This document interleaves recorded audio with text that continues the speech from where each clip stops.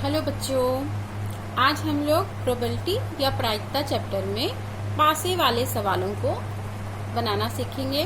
जैसे एक पासा फेंकें, दो पासा फेंकें तो उनमें अलग अलग कंडीशनों में प्रायिकता कैसे होगी इसके बारे में देखेंगे।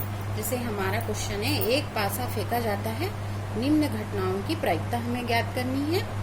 पहला कंडीशन है एक अभाज्य संख्या हो, दूसरे में 2 या 4 का गुणज हो, तीसरे में 2 या 3 का गुणज और चौथे में सम अभाज्य संख्या और पांचवे में हमें निकालना है 5 से अधिक संख्या हो, छठवें में 2 और 6 के मध्य स्थित संख्याओं को निकालना है। तो सबसे पहले यहाँ सॉल्यूशन स्टार्ट करते हैं। एक पासे को फेंकेंगे तो 6 संभावनाएं होंगी, तो उसमें 6 चीजें आ सकती हैं। या तो उसमें एक होगा, 2, 3, 4, 5, 6, माने इसकी प्रतिदर्श समष्टि जो है यहाँ लिख देते हैं।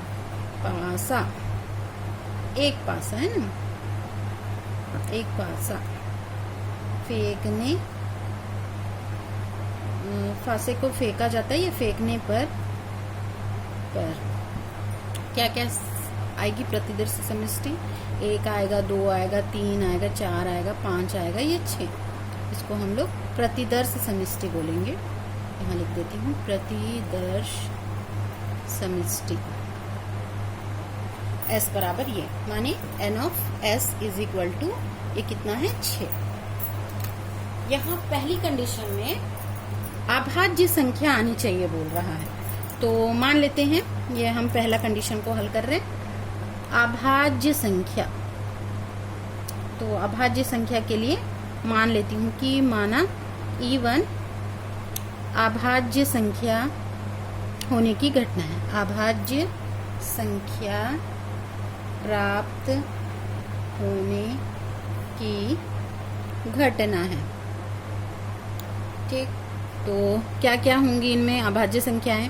पहले लिख लेते हैं। E इज इक्वल टू, अभाज्य संख्या ऐसी संख्याएं होती हैं जिनका भाग या तो 1 से जाए या स्वयं उसी संख्या से जाए, उन्हें अभाज्य संख्या कहते हैं। तो यहाँ पर 2 एक अभाज्य संख्या है, इसका भाग 1 से जाएगा या 2 से जाएगा। 3 भी अभाज्य संख्या होगी क्योंकि इसका भाग 1 से जाता है, 3 से जाता है, और अगला मान 5 होगा। तो कितने हो गए? n of e is equal to, अभाज्य संख्याएं n of e is equal to आ गया 3। अभाज्य संख्या आने की प्रायिकता,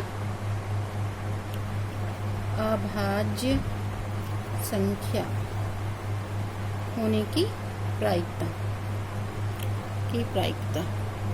क्या हो जाएगा? P of E is equal to, formula होता है n of E upon n of S। ठीक, n ऑफ E का मान कितना है? 3, n ऑफ S की वैल्यू 6, तो ये हो गया 3 1 जा 3 2 जा, मतलब P ऑफ E का मान कितना आ गया? 1/2। ये हमारा पहला मान है। आगे सेकंड में बोल रहा है 2 या 4 का गुणज। 2 या 4 का गुणज कौन कौन से होंगे? तो यहाँ इसके लिए 2 या 4 का गुणज हमको निकालना है। तो इसके लिए हम लोग मान लेते हैं, माना E2 2 व 4 का गुणज प्राप्त होने की घटना है। गुणज प्राप्त होने की घटना है। तो क्या होगा? n of E2 is equal to, क्या क्या मान आएंगे उसको लिख लेते हैं। 2 और 4 का गुणज में 2 आएगा, 4 आएगा, और तो कोई मान हो नहीं सकता। तो ये आ गया 2 और 4 का गुणज प्राप्त होने की घटना में 2 और 4 आएंगे। तो n ऑफ E2, सॉरी ये जो है ये E2 है, ये n ऑफ E2 तो बाद में गिन के लिखते हैं ना, E2 है। E2 इज इक्वल टू 2 और 4 है, तो n ऑफ E2 बराबर क्या आ जाएगा? ये कितना है? 1 और 2 हुए, तो 2 और 4, 2 व 4 का गुणज, 2 व 4 का गुणज प्राप्त होने की प्रायिकता, इसको P ऑफ E2 बोलेंगे, is equal to n E2 upon n of S। E2 का मान 2 है, n ऑफ S का मान 6 है, तो ये आ जाएगा 1/3। माने P(E2) बराबर 1/3 आ गया। ये एक आंसर बन गया। वैसे ही थर्ड कंडीशन में हमें क्या बोल रहा है, 2 और 3 का गुणज हो गया। थर्ड में बोल रहा था 2 या 3 का गुणज, तो इसमें भी मान लेती हूँ E3 इसको ले लेते हैं।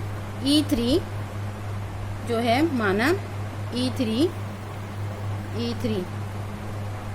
2 या 3 का गुणज होने की घटना है, गुणज प्राप्त होने की घटना है।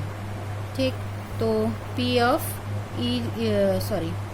E3 का मान क्या क्या है, E3 में आएंगे जो 2 और 3 का गुणज मतलब ना, तो यहाँ क्या क्या आएंगे, 2 होगा 3 होगा, 2 या 3 का गुणज प्राप्त होने की घटना, 2 3 4 6, ये दोनों 2 या 3 का गुणज, इसलिए 2 और 3 वाले में ये इसको लिख लेंगे। 2 है 3 है 4 है और 6 है, तो यहाँ आ जाएगा n ऑफ, ये कुछ नहीं है, n of E3 is equal to 4।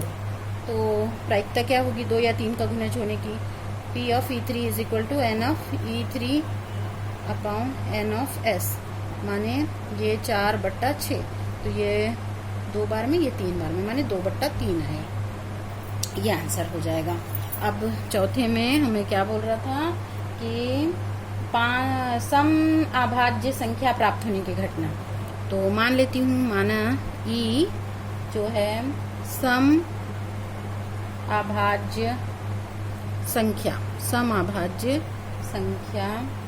प्राप्त होने की घटना है, तो इसको मैं E4 ले लेती हूँ। E4 जो है सम अभाज्य संख्या प्राप्त होने की घटना, तो E4 इज इक्वल टू, यहाँ पे सम अभाज्य संख्याओं में मात्र हमारा 2 बनेगा, सम अभाज्य संख्या, क्योंकि बाकी जो भी हैं वो सम भी होना चाहिए और अभाज्य भी बोल रहा है, तो सिर्फ 2 बनेगा। तो यहाँ पे E4 का मान 4 आया। कैसे मैं सिर्फ 2 बोल रही हूँ, क्योंकि हमारा जो क्वेश्चन था ना, हमारी प्रतिदर्श समष्टि थी 1 2 3 4 5 6। हमारे क्वेश्चन में यहाँ क्या बोला गया है, सम अभाज्य प्राप्त हो, सम भी होना चाहिए, अभाज्य संख्या भी होनी चाहिए। अभाज्य संख्या तो ये है, 2 है 3 है 5 है, लेकिन सम संख्याओं में, अभाज्य में सम संख्या ये 2 होगी और अभाज्य भी, बाकी 3 और 5 अभाज्य संख्या तो हैं पर सम संख्या नहीं, इसलिए सम अभाज्य संख्या के लिए एक ही मान आएगा, वो है हमारा 2। वो हमारा मान क्या आया, 2, तो ये आ गया, यानी E4 बराबर 2 आया, तो ये एक ही हुई, तो NE4 इज इक्वल टू 1 आया। ठीक, तो होने की सम अभाज्य संख्या प्राप्त होने की जो प्रायिकता होगी PE4 is equal to NE4 upon N of S, तो NE4 1 है और N ऑफ S का मान 6 था, तो ये आ जाएगा 1/6। यहाँ तक हो गया, 4 तक हम लोगों ने निकाल लिया। अब जो है 5वें में हमें बोला गया है कि 5 से अधिक संख्या प्राप्त होने की घटना, तो मान लेते हैं, माना E 5 से अधिक संख्या प्राप्त होने की घटना है, तब क्या हो जाएगा, E ही ले लेती हूँ, P ऑफ E, तो E का मान क्या है हमारे पास, 5 से अधिक क्या क्या मान आएगा, 1 ही आएगा, क्योंकि 1 से 6 तक के मान हैं और 1 से 5 तक की जो संख्याएं वो तो 6 से छोटी हैं, तो 6 से अधिक में तो सिर्फ या तो 6 ही होगा, 1 ही होगा, 6, 5 से अधिक बोल रहे ना, 5 से अधिक माने 1 6 ही होगा, तो E बराबर 6, ये 1 आया, तो N of E is equal to 1 आया, तो 5 से अधिक होने की प्रायिकता P of E is equal to N of E upon N of S, तो यहाँ हो जाएगा 1/6, ये भी 1/6 ही आएगा। अगला जो है 6 में क्या बोल रहा था,